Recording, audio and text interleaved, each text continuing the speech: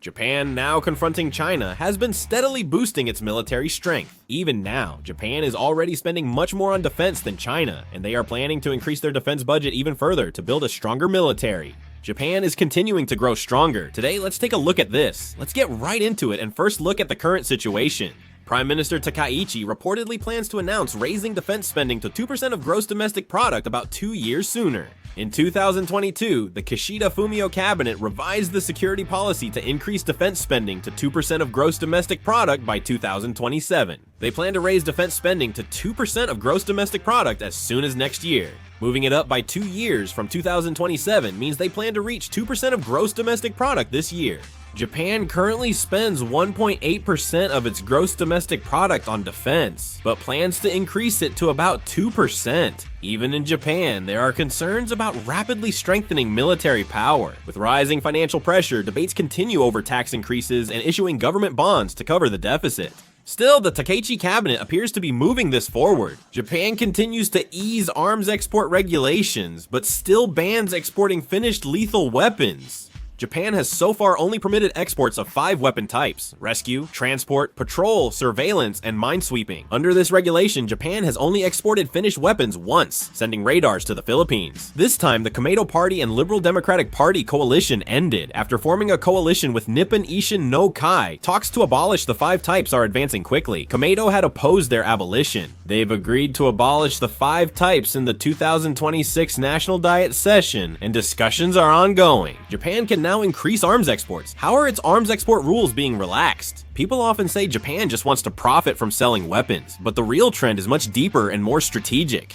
The key point is that as the United States-led global defense supply chain expands into East Asia, Japan is becoming a central hub in this process. The United States is quickly running low on key munitions, like shells and missiles, as it supplies large-scale military aid to Ukraine and Israel. It has become clear that the existing production capacity of the United States and Europe alone is not enough to cope with a prolonged war, and as a result, the United States has been forced to look for new production bases to share the burden. Of course, there's Korea. Since Korea has been preparing for war for 70 years, it's the optimal production base. Since Korea might get involved in a war during an emergency, Japan is expanding its defense industry and easing weapon export rules to prepare. After the war, Japan's defense industry was suppressed, but their precision technology, manufacturing, and skilled workforce remain world-class. Japan and the United States already jointly develop missile components, sensor technology, and aerospace materials, creating an effective division of labor. For the United States, Japan is the obvious choice for expanding military production in Asia. As efforts to contain China increase, East Asia's security system is being restructured to also cover production and procurement. This is also why Japan is moving to lift its ban on exporting finished weapons.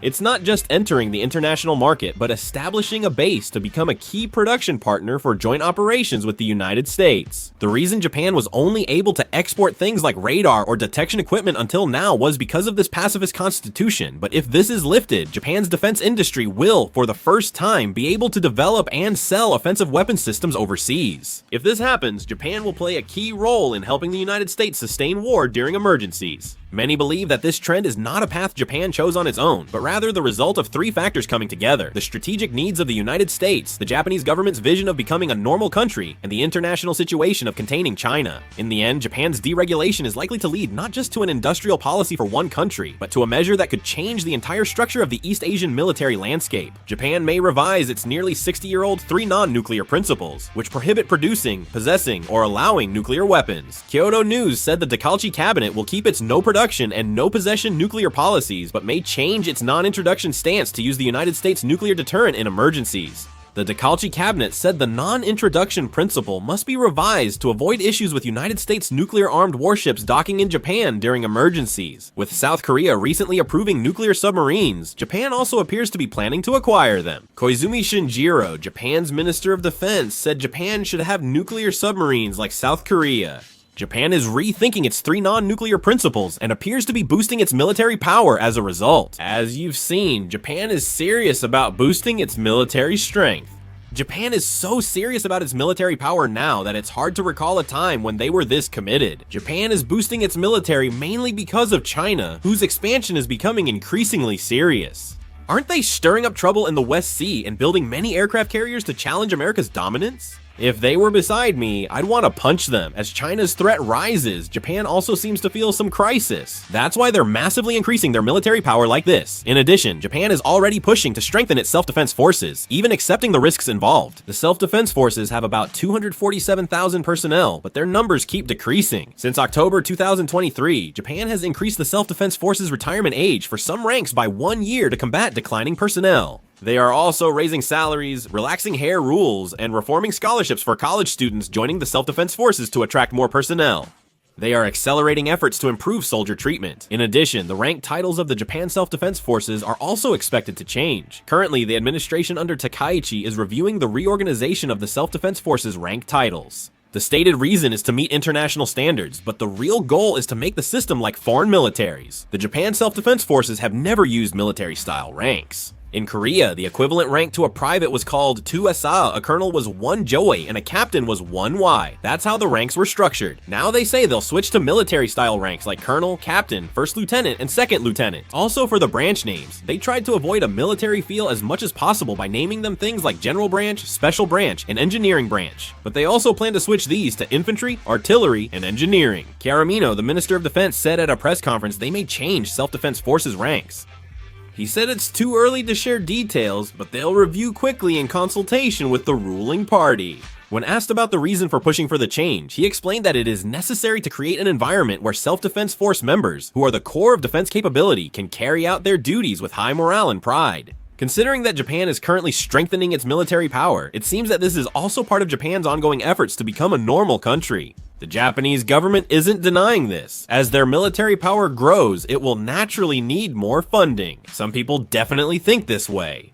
With so much tax money being spent, you'd expect Prime Minister Takaichi's cabinet approval rating to fall. However, Prime Minister Takaichi's cabinet approval rating actually rose by 5 percentage points from last month, reaching 69.9%. On top of that, by showing a tough stance during the recent conflict with China, the public is supporting Prime Minister Takaichi's cabinet even more. The rise in Prime Minister Takaichi's cabinet approval can't be explained simply by saying the hardline stance is working. Japan's atmosphere has changed a lot in recent years. Japanese society has begun to perceive China's military expansion as a direct threat, and the possibility that Japan could automatically be drawn into a Taiwan contingency is increasingly being accepted as a realistic issue. This insecurity has made the public support stronger security policies. The Takaichi cabinet is signaling an unusually firm and prompt response to conflict with China, a rare stance in Japanese politics. After the Chinese Coast Guard increased activity near the Senkaku Islands, Japanese public anxiety rose sharply, boosting support for the Takaichi cabinet's push to strengthen the military. Despite the potential for higher taxes, rising approval ratings indicate the Japanese see the current security situation as very serious. Safety is increasingly prioritized over economic concerns, and demand for strong leadership is rising, boosting trust in the Takaichi cabinet. This move by Japan is being interpreted as a measure reflecting a strategic intention to effectively elevate the self-defense forces to a regular military system. As the trend of breaking away from the non-military national policy that Japan has maintained for 80 years since the war becomes more apparent, there are growing concerns that the practical weakening of the peace framework is now in full swing. However, it seems it will be hard to fully reject this trend. Japan's strong military commitment isn't just because of China's expansion. There are internal factors in Japan, and demands from the United States President Trump repeatedly pushed for higher Japanese defense spending. The United States has at times pushed for 3 to 5% of gross domestic product in defense spending, not just 2%. The United States pressured Japan to boost its military against China, and Japan appears to have complied. The Liberal Democratic Party is forming a coalition government with Nippon Ishin no Kai. Since Nippon Ishin no Kai has long pushed to strengthen Japan's military, Japan now seems intent on significantly boosting its military based on domestic and global situations. For example, in the case of Nippon Ishin no Kai, the coalition agreement between the Liberal Democratic Party and Nippon Ishin no Kai included not only the security policy and early revision, but also many provisions about strengthening Japan's military power. In addition, it also includes plans to acquire next-generation powered submarines, with the introduction of nuclear submarines in mind. Everything I explained earlier is included. Japan's military buildup is becoming increasingly noticeable these days. What kind of situation do you think will unfold in the future? I'm also curious about your thoughts. Share your thoughts in the comments. Thanks for watching.